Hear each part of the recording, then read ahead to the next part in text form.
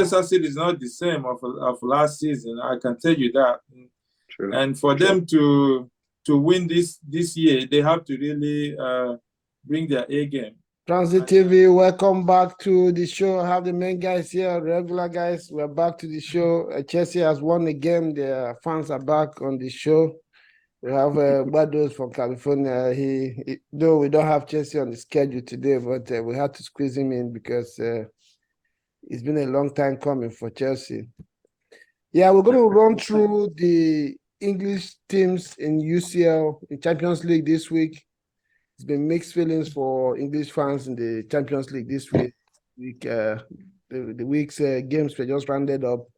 We know the scores. Arsenal lost 1-2 in Lens in France. United lost at home 3-2 to Galatasaray. And City won today 3-1. Newcastle as well won their game at home to PSG 4-1. One of the shockers of this round so far.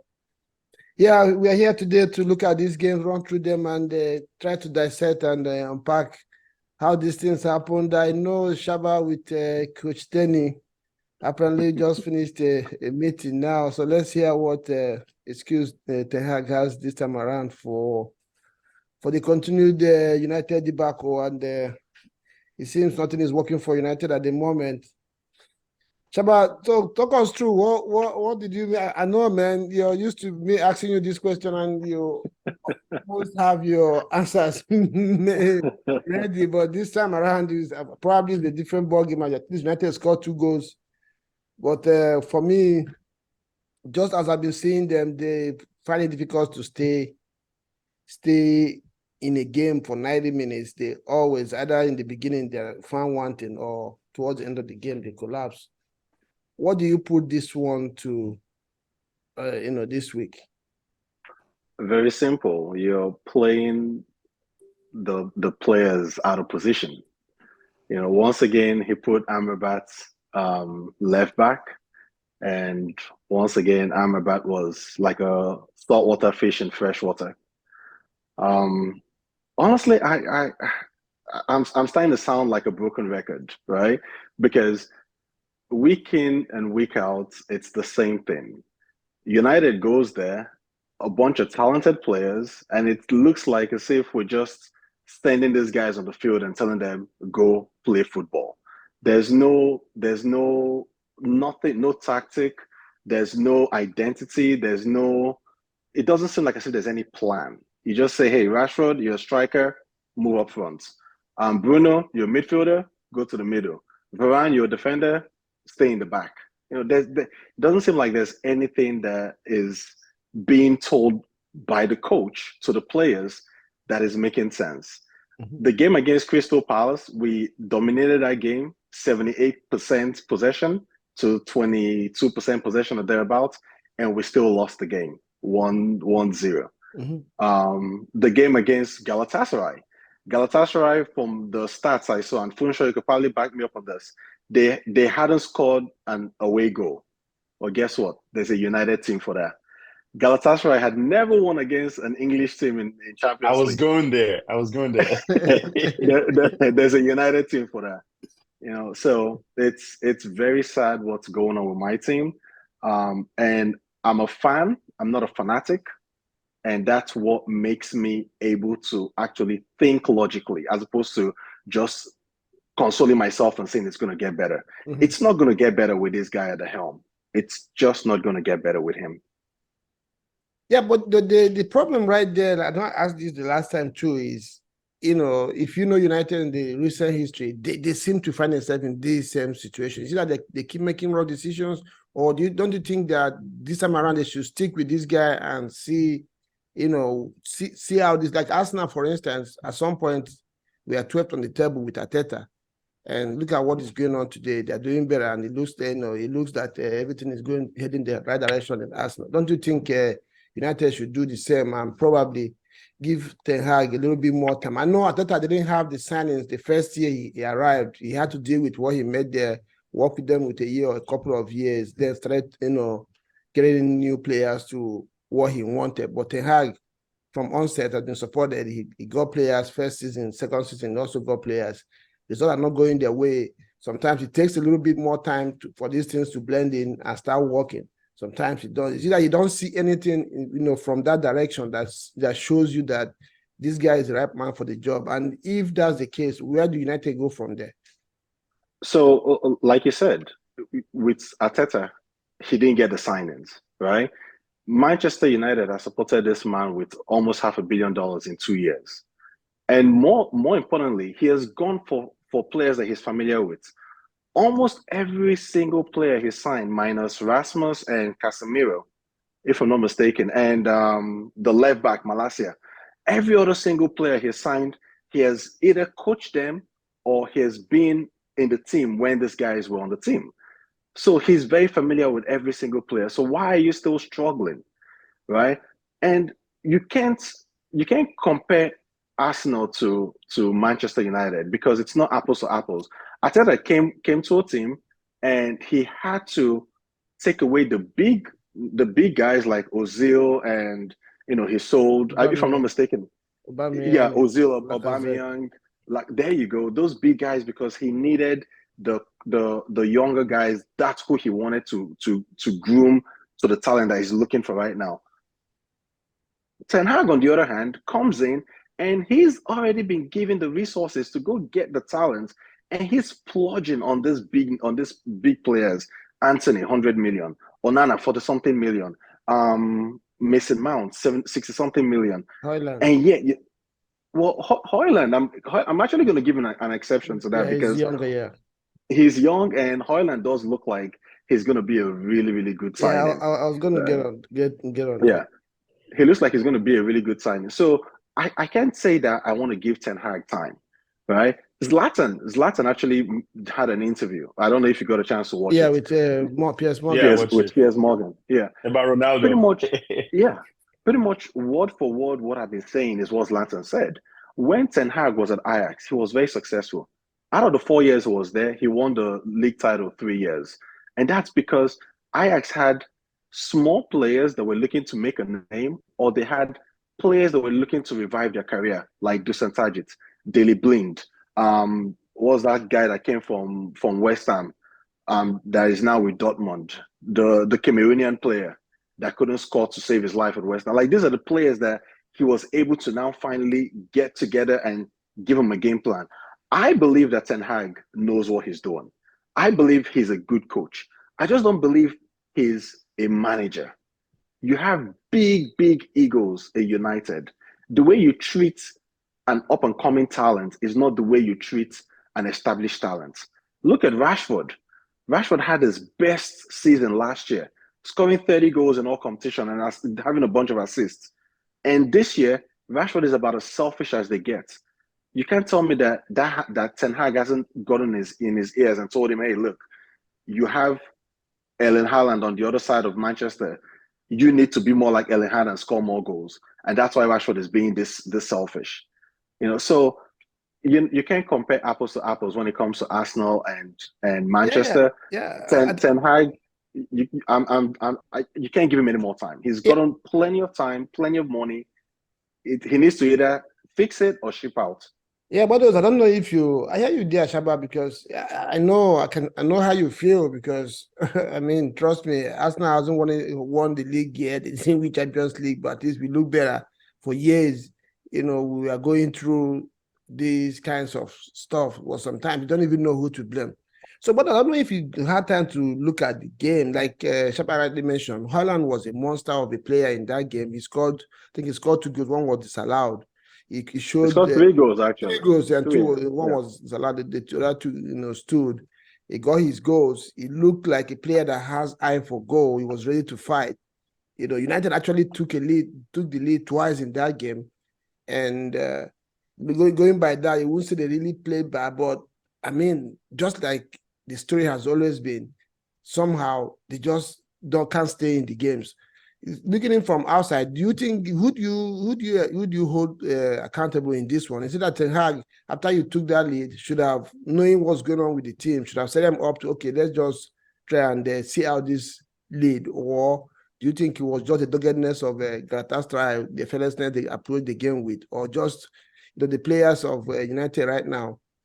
can't just get it together, as experienced as so many of them are. What do you hold it to? What United is going through right now? Well, I think I mean when the situation gets bad, you always blame the manager for the problem. But if you look at Manchester United, they have a couple of players injured on the left side, left back, and they have Luke Shaw injured, and they have Malaysia injured, and the other guy they got from Martinez. Was it Tottenham? Yeah. So they have a couple of players injured on that side, and that's why he's playing that new guy on the left side. That's not his position. When you play people out of position, you don't get the width, or you don't get the response. It's just like Chelsea playing Kukureya on the right side. Yeah. It's not gonna help that much. But I think United, they had the other guy was saying, Rashford was a little bit selfish in that game, and I think his mind was, I don't know what happened. That was he had this one-on-one with the goalkeeper, with Fernandez on the other side, just to make that extra pass. It was too short. So these are things, as a professional, you do these things over and over in training, and then you come to the big game and you don't do that. That's, to me, was one of the problem that they were having. It's either the passes were too short or it was behind. And then another thing was, I think Onana too. Onana, he's just playing as if it's a local game, or it's like you're playing street football. You know what I mean? This is Champions League. This is Champions League, my friend. You have to be. If you don't know what to do with the ball, you just kick it out. You don't just keep passing the ball. He's done this twice now. I've noticed that more than that. You can't be letting your players down. Like I said before, in Champions League, when it matters, you have to be very careful and you have to take your points. Now they are down to, they lost 2 games already. If they lose their next game, it's impossible for them to get out of that group, because you only need at least a minimum of 10 points to go to the next stage. And now they have 0 points on the board. It's going to be very difficult if they lose the next match. And I've been thinking, I'm like, Nana, if your guys can't trust you, that you're going to do the right thing, you're going to do the right passes, and one of the reasons why they brought you there was your passes feet, and you're able to you're good with your feet, and you're able to calm the when you're under pressure with your passes and everything, you're able to do that. But it seems like he's not been able to do that lately, and this costing them a lot of goals. Their last game, it was the same thing, so sooner or later, the fans will be getting on Onana very soon, because they'll be wondering, what if the hire was there? Will all these things will it happen? So I would say that part of the problem is they have players injured and people are playing out of position. Where they don't have what's his name, the Brazilian guy that plays on the. Okay, Anthony. Anthony, he just came back. Anthony, they don't have Anthony, and Sancho is out of it. So right now, it's only Rashford and maybe the other Haaland. So it's Champions League. It's hard for you to play your best when you don't have all your players fit and present. Yeah, I hear you there, and I'm glad you mentioned it. Onana has become a liability to United at the moment, and I think, unfortunately, it's also a signing of the coach. He got rid of a player that was player of the season 5 years and 10 years for United for Nana. So it's on him. It's his decision, and he had a choice of using those resources to get in players in other positions, but insisted on dealing with the keeping position. Now it's costing you points. So it's still on Ten Hag. It's really a difficult one, a sticky one for that matter, because like you rightly said, he's invested over $500 million in a year and a half. If you get rid of him now and bring a new coach and he doesn't want to work with those players, are you going to start reinvesting over again? I saw a stat that in the last 10 years, United have actually spent the biggest amount of money in the league, followed by Chelsea. So and they have won practically nothing with it. It's really a very sticky situation there for United and their fans. And we hope that a result will start to go their way very soon. Otherwise, it's really going to be a very difficult one, both for the coach, the players, and the fans. And the unfortunate thing about this game, both the Champions League and League, is nobody waits for you. Once you don't have points on the board, the gap keeps expanding, and before you know it, you're exactly where you don't want to be. For sure, let's look at Arsenal. Arsenal went to France and took a lead. In fact, I was telling my mate when we were watching the game, I was watching the game with you, that this is the first time I see Arsenal being clinical. Jesus for the first time had one chance and took the chance. It wasn't even a very clear chance for that matter, and he took the chance. I thought that they're going to be professional and knowing that it's an away game, Champions League for that matter, and try to be conservative and find a way to go home with the points. Before the game, a lot of Arsenal fans were calling for return of player, looking ahead to City on Sunday. I remember telling some of our fans that, hey, this is Champions League, this is away from home, and Lons have not been Champions League for 21 years, so it's going to be an electric atmosphere in that stadium. The fans are going to be up for it, and the players obviously will, we feed off that energy from the fans. And this we got. Arsenal managed to withstand the initial pressure from Lens the first 5-7 minutes and stabilized their play. Took their lead. Again, this I was making a joke with a friend today that this player from back that Pep brought into football, I don't know if he's using to set up teams to keep losing games so that he will keep winning. I don't understand. Again, the Viraya that was brought in to obviously now it looks like is Arteta's number one keeper, regardless of what the things that the Rams did last season for Arsenal. Again, gave Lens a lifeline, and that they pounced on with two arms and got their equalizer. And from there they built. Arsenal never really had a foothold on the game, though they created chances, but Lens again got their second goal, and that was the story of the game. So looking at that game as an Arsenal fan, and again, okay, then let's also mention Saka, who limped off the last game. Many thought I was going to get a rest in this match. Arteta played him. He only lasted 33 minutes in that match, and they could not continue. Now there's a fear that he might not be available against City on Sunday. I know you gave us your thoughts about the game, in the fan camp. So having now thought about it and had your reflection, what was your thought? Do you blame Arteta for Saka's injury, for the loss? What would Arsenal have done differently to have come home with at least 1 point or the 3 points? Yes, I'll blame him, Arteta for. I think he put Saka in danger many times. One thing we learned from Arsene Wenger is, and players like Alex Iwobi, Theo Walcott, those guys, they have very good career. I don't remember last time Alex Iwobi missed games, but I remember when he first made it to the first team, he will only play a certain number of minutes. Then he has to come off the game, no matter how well he's playing. And I felt like Mikel, he should be blamed for that, and two things happen from. It makes all the players feel like without Saka we can't play. First of all, we should have learned how to play without this guy many games ago. A lot of Carabao Cup that Saka had no business being in those games. He was starting. Even after he was injured, he still started next game. Mm-hmm. I think this game, I won't say it's meaningless, but it's not a game that we should not win without him. Yes, I'll blame him for that.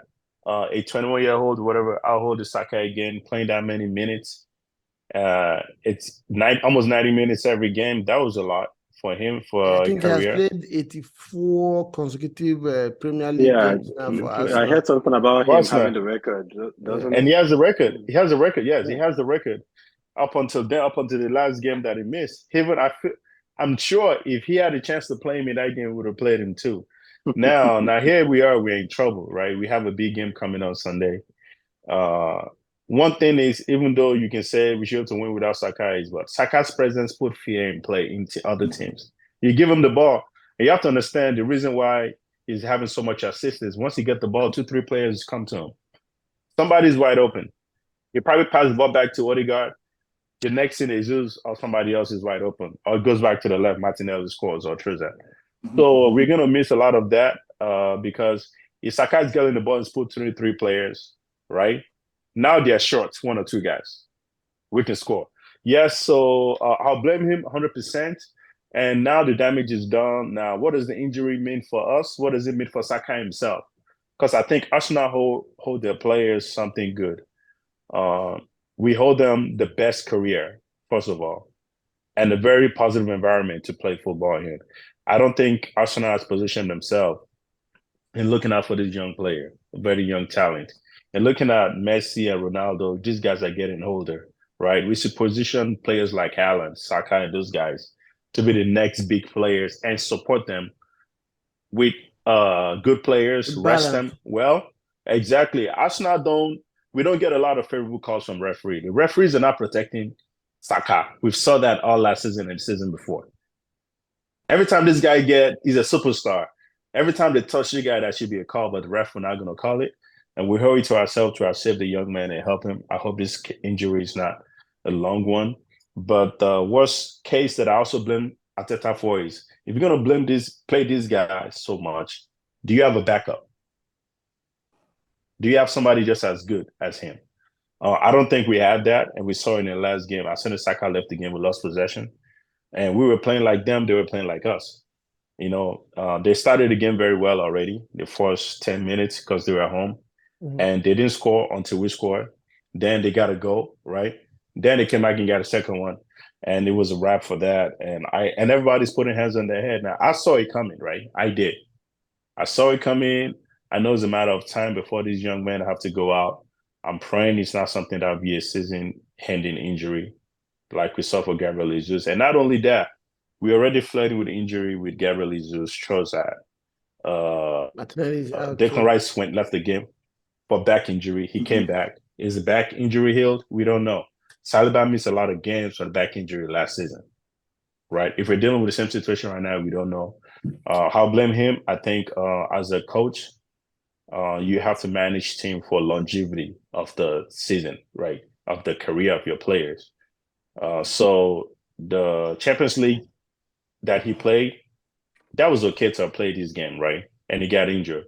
Mm-hmm. But all the necessary games, Carabao Cup and those ones leading up to today, he should have been rested in those games. And he probably would have played 100% in this game. You. Yes. But those, I know, I see you smiling. I know you don't like to hear Arsenal. So let me touch base with you before we move on. Do you think Arsenal was careless, especially the players having taken the lead? Or is it that the atmosphere and the kind of mentality and energy that Lons came with kind of, got into them? A player like Odegaard didn't really do as usual. He wasn't as lively as he used to be in games. And touch base with this players' ball to field situation. It looks like it's becoming a talk of every week, just like referees in EPL. Every week one goalkeeper will do something that causes his team a problem. How do we move from this situation? And what did you make of the game before we move to Newcastle? Well, I'm tired of Arsenal fans complaining about one person goes down and then they start giving excuses. And I mean, Chelsea has almost 12 players out every week here. When you come on your show, you tell us how we're not scoring and how we're not playing. But Chelsea, one second, Chelsea also have about 100 players on the team, so it will not count. So, man, having said that, I think this is Champions League. Before you can progress or you can say you want to win the Champions League, you have to win a game away from home. And it's very difficult to do that. I thought Arsenal started well with a goal. I thought they're going to control the game. But after Saka went down, the whole thing, stopped.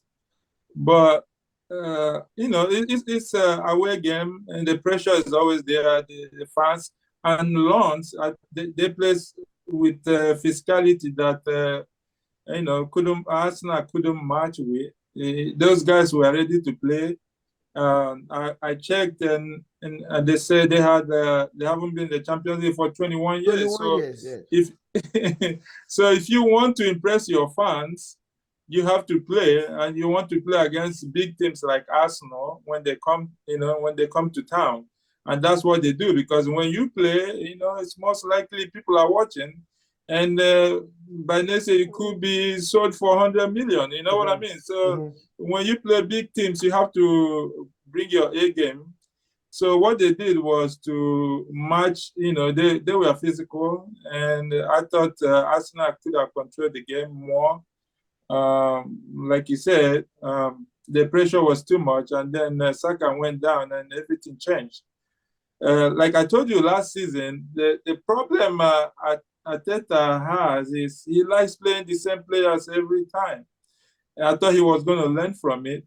Last season, he played almost 11, 12 players from Europa to FA Cup to Premier League.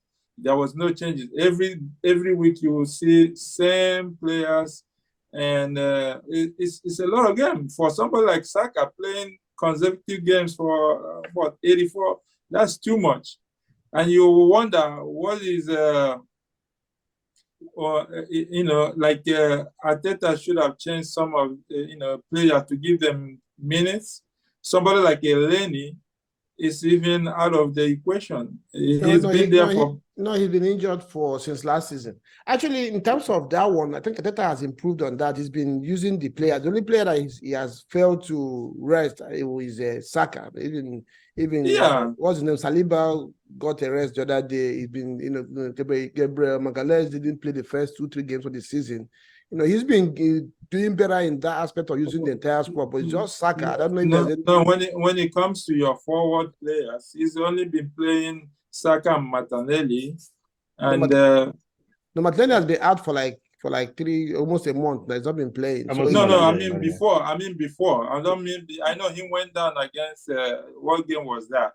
But before that time, he's always been like that all season. You have to change this thing. You have Nelson there. You have Smith Rowe, which I like so much. You have to give them minutes so that you can rest your big players in big games. On Sunday, you're going to play without Saka and Martinelli, and there's no chance. You don't have a chance against City. Let's be truthful about that. So I like to say Wolves didn't have a chance against City. We'll get to that game. Let's look at Newcastle. Newcastle woke up this morning on the right side of the bed, and they're going to bed on the right side as well, beating or walloping the PSG 4-1. PSG is a team that we know is erratic when it comes to results. Yeah, they can get beaten by anybody, but I don't think anybody saw this one coming. I've had my issues with Newcastle. I always think that Eddie Howe is a very good coach who likes his teams to put the ball on the ground, especially when he was in Bournemouth. But since he's been in Newcastle, after what he did with the team last season, in this season, I don't think they've managed to have an identity. So today he plays a deep lying block for proposition. The next time you see him, the team is all over the place. So sometimes you don't even know what to expect from Newcastle. But today, I think they had a clear plan for this game: sit deep and try to play when you have the chance and hit PSG on a counter, and that they did very well. Just like Lens, just like Arsenal as well in their first home game in the Champions League, away after 7 years. I think Newcastle haven't played in Champions League for about, I think it's 27, or I can't remember how many years. Something that, like It's that. been a Yeah. while. you know, so the fans, of course, they're going to be up for it today. They transmitted a massive energy and boost to the players, and that they used, and they were punching for 90 minutes. And the result is 4-1 against PSG. This one, you don't even know if you want to give kudos to Newcastle, or you're going to say PSG guys came in here, just like you said, Wados, thinking that Champions League is Rondo, and they got cleaned out for it. Shaba, I don't know if you watched the game. What did you make of? I don't know if you want to focus on PSG approach to the game or how Newcastle performed in that game. So I'm going to touch on both teams. Prior to this game, Newcastle had gone 4 games undefeated, and in those 4 games they hadn't considered a goal.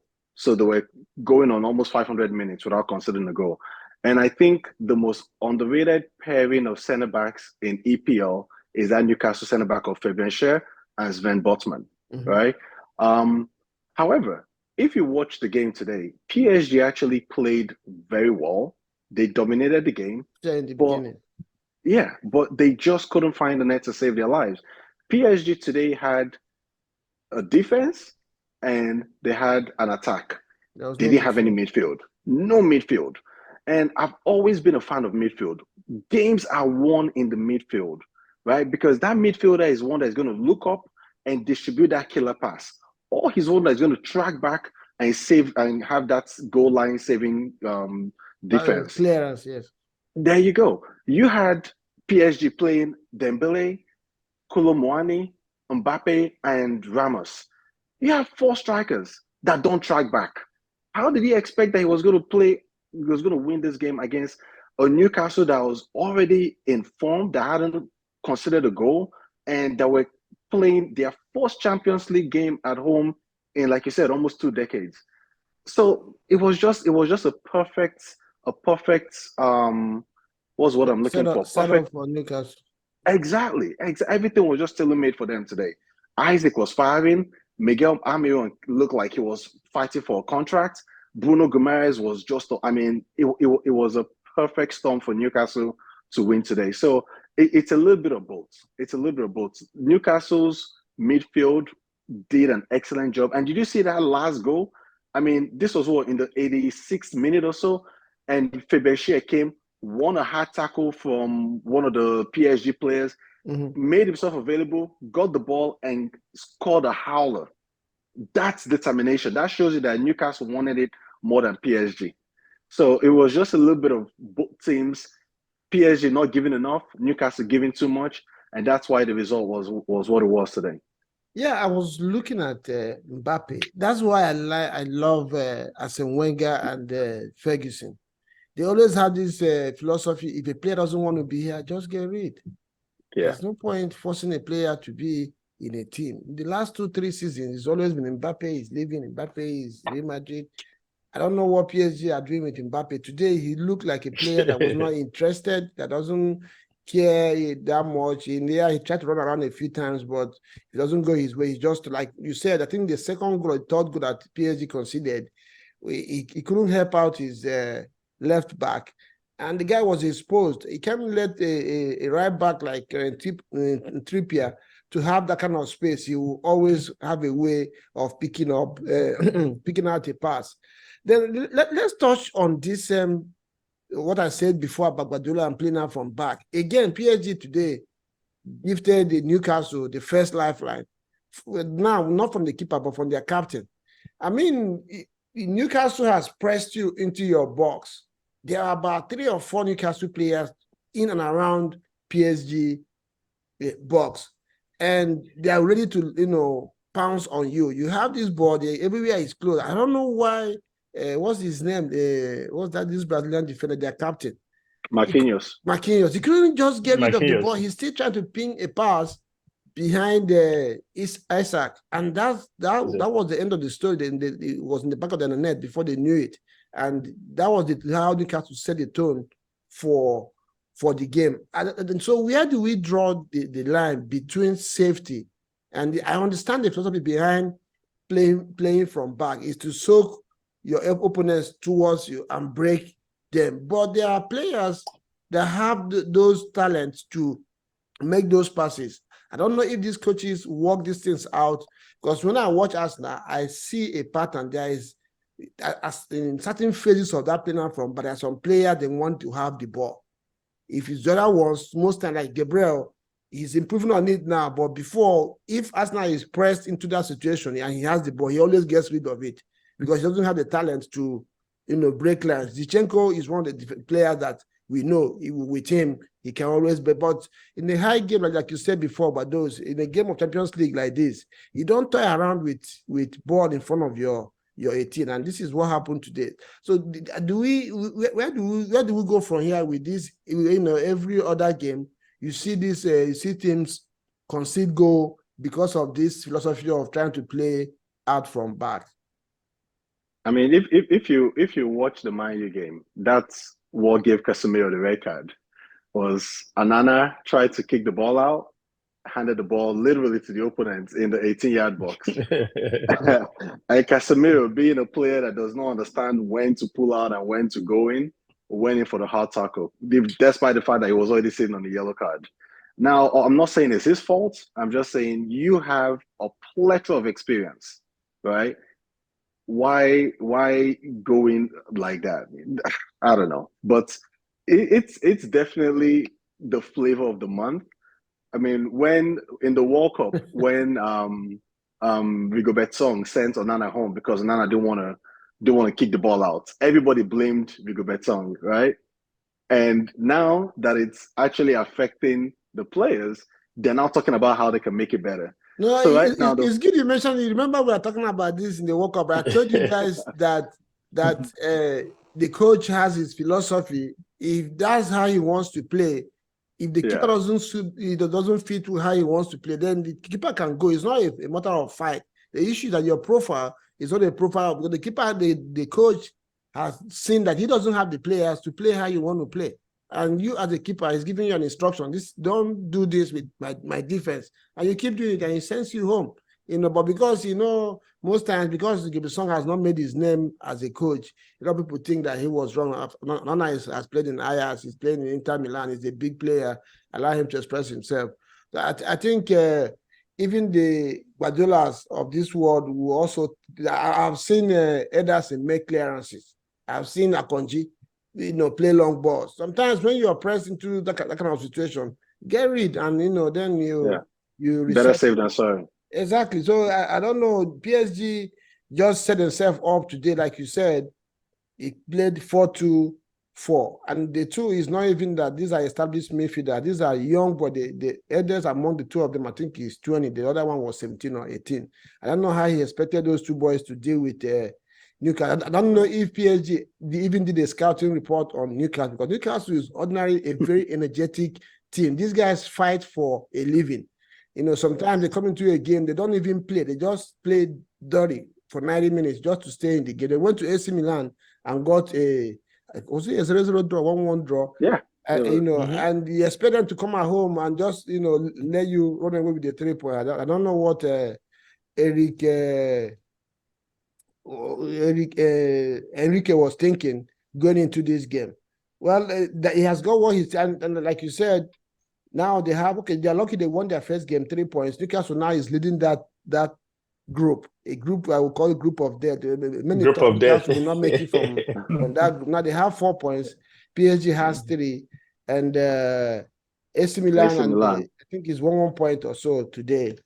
So that AC Milan and Dortmund. Yes, I think they have 1 point each. Mm-hmm. They have, they have 1 point each.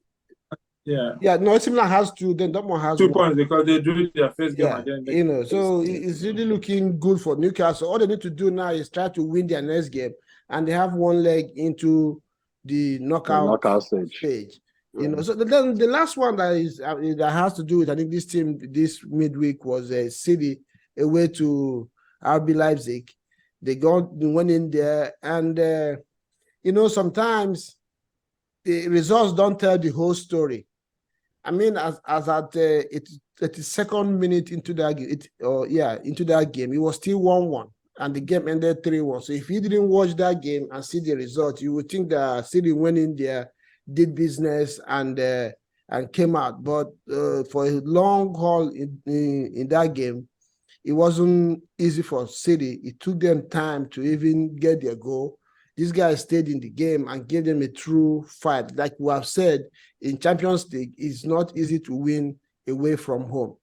Leipzig showed that they were playing home, but unfortunately for them, City still got away with the 3 points. What did you make out of that game in terms of the way City approached the game? And special mention to Haaland. I'm beginning to get worried about Haaland because it seems if he doesn't score, he's almost useless.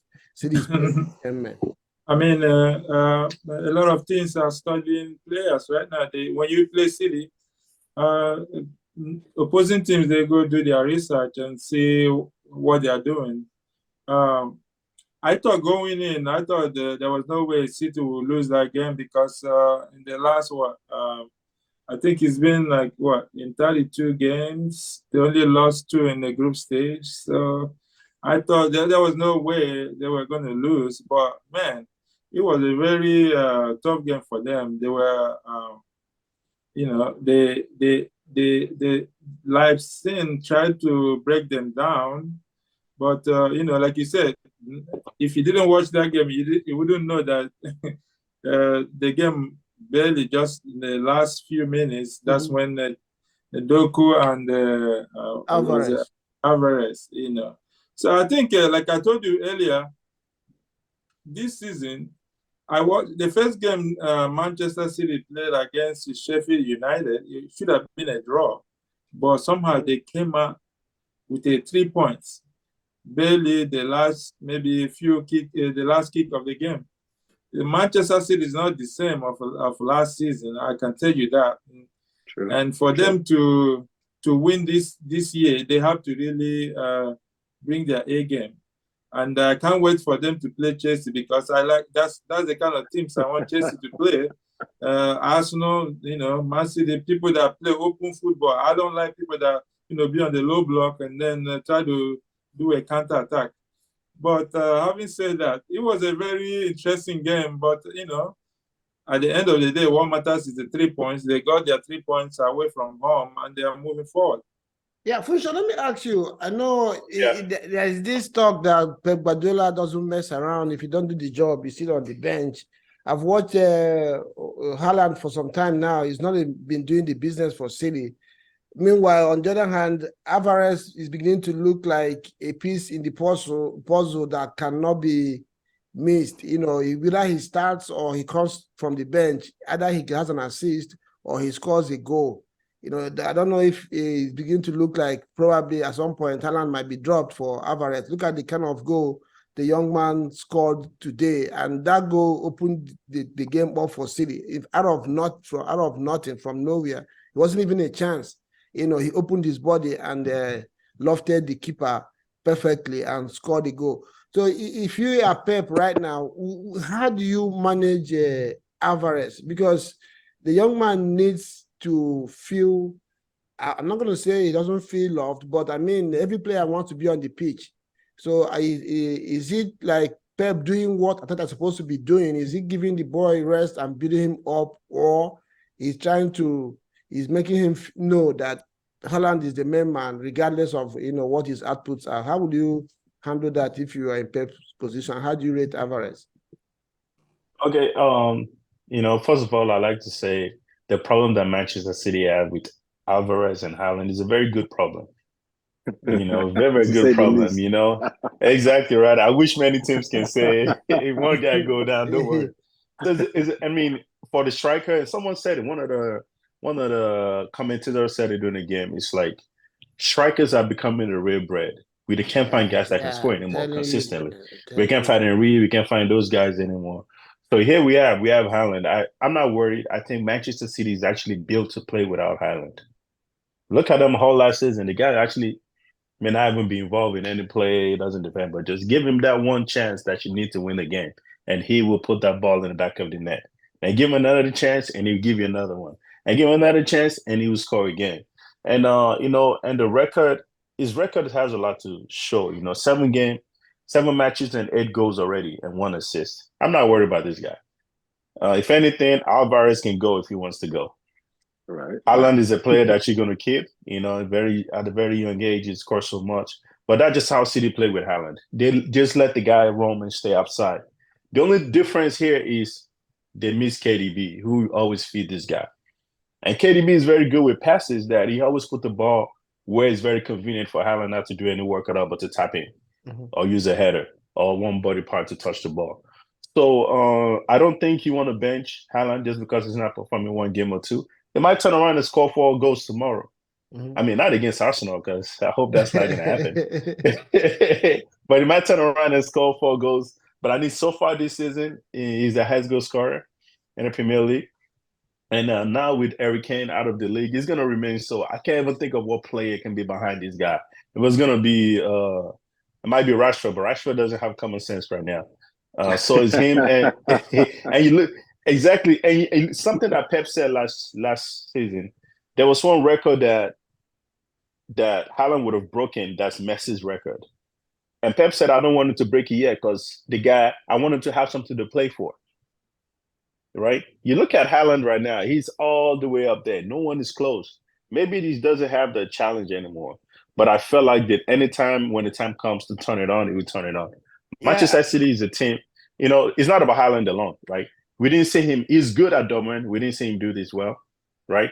But it's on Manchester City where team is already crazy. They don't need him to do anything but be available when they need that game winner. Be available when they need that 3 goals. And I don't think Alvarez can match up in that level. Yeah, but if just like Bad was mentioned earlier on, if you look at City now, you're a City fan or a connected to City, you need to be a little bit worried because you sure. Shaba, you can attest to this with all the control or whatever dominance that City has had in England. United still find a way to always beat them at least once every season. One thing I've noticed about City is they don't like teams that have confidence on the board. I want to play them, and they don't. Yeah, once you have that confidence and you're willing to hold onto the ball or try to think or use the ball to do something, they don't like it. Right now, like you mentioned, they have KDB is out. If that guy continues to be out, I don't think Haaland will do as good as he's supposed to do. That's one. Defensively, City don't look that strong because they are a team that defends as a team. Their defenders are not good on one-on-one. They don't like to be isolated. So with Rodri now beginning to have this, what's happened to Rodri is something that's supposed to be happening a long time ago. He's just like Casemiro sometimes when it comes to tackles and committing foul, but somehow he gets away with it. But I think now that they have given him one, probably eyes are going to be on him. And if he continues to miss games, like we have seen the last 2 games that he did not play, City lost. It looks like teams need to be a little bit more confident playing against City. And I think if there's any season anybody can win the EPL off City, I think it's this season because they are missing players. They've lost Gundogan. Silva is beginning to get injured. KDB, this is injury issue started last season. It's not even a this season problem.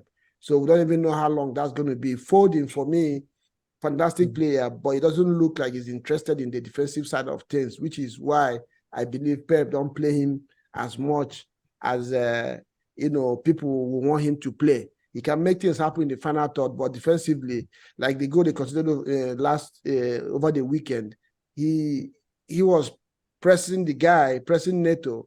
At some point, he just gave up and exposed Ake, and that's how the City considered the first goal in that game. So I don't think City are unplayable. I don't think Haaland can continue to be an islander, in games, just sit down and try to, because if you watch the game today as well, he had chances and he missed them. There was some that were supposed to give a cutback or make an assist. He couldn't finish the action. So I think I'm not going to say worrying time, but it doesn't look like it's a season that City are going to clean out like they did last season, just like what was mentioned. I think that's the story of the English teams in the EPL. Yeah. But do you have anything to add before we... Yeah, I mean... sorry, Reggie, I have a question for you. Okay. Last season, Manchester City lost only I'm trying to check record. I'm trying to see how many They games always they lost. they always drop like 11 points every season. 11 I points. think they lost. I think they lost 3 games, but they went undefeated in Champions League. Yeah, in Yeah. the Champions League, yeah, they lost 3 games. Yeah, They So, always lose, I have a- lose I have a- like 11 points. This is the yeah. Exactly. Now I have a question for you. Mhm. How many games do you think Manchester City will lose this season? Because I think that might determine the league. It's difficult to say, but they cannot. Usually, City don't lose more than 2 or 3 games, but they have draws. Now, Okay, what happened? Just like you said in the fan camp, what happens is that most times City know the teams they shouldn't lose against. You know, that's what they call an EPA. They say it's a 6-pointer. If City is going against Liverpool on the toe-to-toe on the league, what Pep does is he makes sure he doesn't lose against Liverpool. Because what happens is that Liverpool are still going to lose games. So when City loses to Arsenal and they are competing in the league with Liverpool, for instance, and Liverpool loses to Tottenham, it balances out. But once City beats Liverpool home and away, that's 6 points already. So that's what he does. You know, so because if you remember last time, once City beat Arsenal the second time, Yes, I was just gonna say that. Won their next 2 games.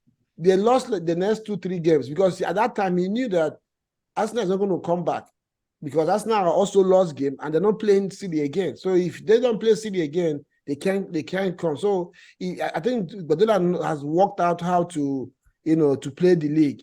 And I can always tell people I've watched EPL for a little bit now. I always look at the league in block of 10 games. As an Arsenal fan, I say okay, the first 10 games. If Arsenal doesn't wins up to 7, probably draw 2 or lose 1 or even lose 2. But once they win up to 7 of any block of 10 games, it puts you in a very good situation because it's almost unlikely that the other teams will win 10. So you go again for the next 10 blocks. I think that's what Pep does. He looks at the block of games. He just tries to put the team in a run, So I believe they will still lose games. City will lose games. I believe Arsenal can beat City this season. I believe Newcastle can get a result off of them. One thing I like Newcastle against City is they don't try to win City. They come to play for draw home and away. And if City draws 2 games, that's 4 points. They don't have to lose. That's true. So that would be my answer to the question. What do you add before? I think this season is going to be different. There's no doubt about it. It's going to be different, and I believe that Manchester City is not as strong as they were last season. I believe they will lose at least 5 games. They won't run away with it this time. It's going to be difficult. But as far as Haaland, I don't think. Once in a while you have bad games. I don't think Alvarez right now will take his place. Sometimes Guardiola plays like two strikers. He can play both of them. But right now you cannot take Haaland out of that. I don't think anybody can at this point. No, it's not happening. Yeah, what did he score? Like 53 goals in 54 games last season? Yeah. This guy scored. He scored enough Yeah. goals for 2 seasons in one season. And he was injured for a few weeks as well. And there you go. He was rested. And he didn't even finish some games. Was he injured or Pep just want to say, guy, calm down? No, he was injured. He was injured. Yeah, let's do Chelsea like they were in Europe this week. Anyways, because Chelsea played on Monday. So let's round up this segment with Chelsea playing away to Fulham on Monday before Chelsea fans will burn down this channel because we didn't talk about them last week. But talk us through the game. Chelsea went to Fulham and got 2 goals. Jackson and Sterling were on the starting lineup. The 2 guys that came in got their goals. And does it mean Poch has found his man for the goals, or does Jackson come back this week into the starting 11? Raheem Sterling had a run out toward the end of the game. He didn't really have much to do. A player that I've talked about a little bit on this channel, Colwill, had a fantastic game, made an assist for the first goal. Very brilliant ball over the top that he gave to who I think Broja brought it down and laid it on the plate for Modric. Yeah, then Modric, of course, he looked in that game, and I know I've been saying it on this channel that Poch needs to give him minutes. He's a player that needs some confidence. In that game, he's still not what we expect him to be, but I think it looks like he's beginning to get a hang on what's going on with Chelsea. So what was your take on that game? I know you're happy, and you can't wait to talk about this one. Well, I think maybe, we should be playing on Mondays, instead of Saturdays or Sundays, right? So we can win games. Well, I think it's not. We have to grind and then get the result. Chelsea will still continue to grind, and we're going to continue to grind. I've told you severally that this about the 7 games that we played, I haven't seen any team that played more than Chelsea did. Actually, in fact, in the Premier League, the only team that is playing maybe better than Chelsea is Manchester City. The only problem we have is that we weren't scoring goals. Did you just say that? Yeah, That's what I know, right? That's what they call delusions of grandeur. I mean, Chelsea fans will always be Chelsea fans, bro. So having said that, I think you see, sometimes you need to be lucky in games, right? Yeah. So before, maybe in the last 6 games that we played, the goal that Modi scored, maybe we wouldn't score it. It's either the pass will be short or it wouldn't get to him. But I think we did better. I told you the other time that I think it was against Aston Villa. I saw Gallagher. He will get the ball from our 18-yard ball, and he will make like 1, 2, 3, 4, 5, 6, 7 touches before he can find somebody to give the ball to. And when you do that, the opponents, you give them time to reset. Yeah. But against Fulham, I think they changed that. You can see the 3 midfielders, Caicedo, Gallagher, and Enzo. They are playing together like, in pockets. They are not far from each other. They were doing the 1-2 passes. That's a difference right there. And like I said, we got the first goal, and we were able to control the game throughout the first half. Yeah, another thing I noticed is, and that's what I've been saying about Jackson being your Chelsea's point man. He doesn't play like a striker because he's interested in every other thing going around on the pitch than staying in the box and trying to get the goals. The reason why Chelsea got that goal was because Broja stayed where he's supposed to stay as a striker. Because if he wasn't there, Chloe will be making that pass. Because most of the time, Jackson usually comes to them for the pass. And by the time they give him the ball, he wants to run back again. Then you're not a machine to be doing that, all 90 minutes. But because Broja positioned himself, and he got another goal that was disallowed, I think. So because he stays in the box, I think going forward, I don't know how Poch is going to do it in terms of positional play. I think Broja should be starting for Chelsea if he's fit. Probably play Jackson most of the time from the wings, but that means less minutes for Modric. Yeah, like you rightly said, Chelsea looked good in that game. Fulham is a team that we know that can play football in APL. For them to concede 2 goals at home and not manage to score 1, and Chelsea kept a clean sheet away from home, scored 2 goals, grabbed the 3 points. We hope is the new dawn for Chelsea going forward, and build on that.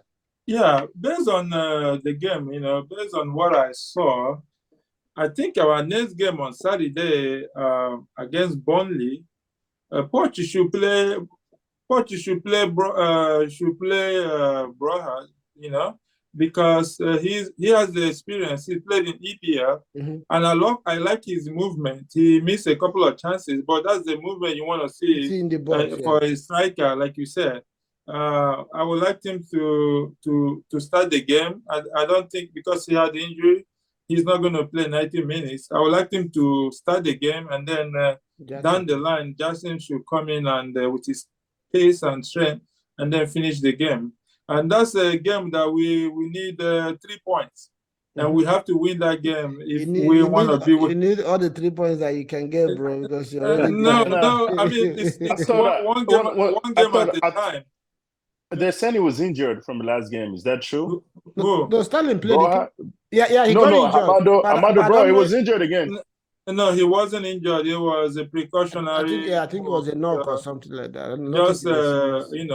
He played 65 minutes or thereabout. He needed it because he's just coming back from an ACL that took him out for almost a year. So it was a precaution. It's not like he was injured. He's going to play on Saturday. I believe he will play. And I believe they should play the same Palmer in there. He's a guy that can. Play that number 10 very well. I'm happy you are listing these players. You see how many players you guys have now? Right. You know how many? That's more than 4 or 5 strikers. I still have 10. I still have 10 injured. I know. All right, guys. I'm going to take my bow at this point. Oh, yeah. Okay. Thanks, Chioma, for coming on the show. Good to have you always. We were about to talk. No problem. Yeah, we'll see you next week, bro. Thank you. Yeah. Yes, another player I would have touched on that Chelsea game was Cucurella. A lot of Chelsea fans have been having a meal off him, but in that game he played from the right side of the defense, and he had a very good job. Fulham tried to focus on his side of the defense, but he held his own. And of course, we know Chelsea didn't concede any goal in that game, which means the defense was good. Yeah, we look forward to see how Chelsea goes from that. That's that on the English teams and Champions League this week, and we hope that next round of games will be better for the English teams and they will all make it into the knockout stage.